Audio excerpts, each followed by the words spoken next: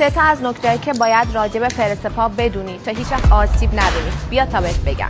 اول از همه ثابت موندن لگن روی صندلی خیلی مهمه. نباید پاتو تا حدی بیاری پایین که باسنت از روی صندلی جدا بشه. الان اشتباهشو براتون نشون میدم.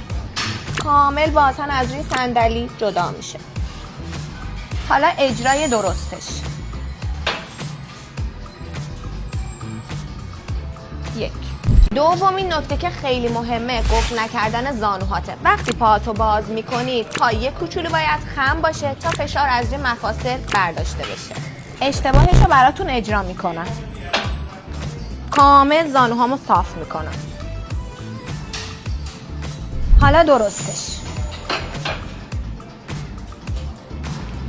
1 2. و یک نکته دیگه که خیلی مهمه همراستا بودن زانو با مچ پاست که وقتی میاد بالا و پایین به داخل و به خارج نچرخه.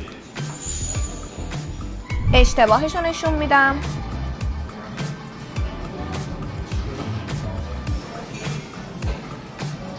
اگه میخوای درست ورزش کنی و هیچ وقت آسیب نبینی منو فالو داشته باش.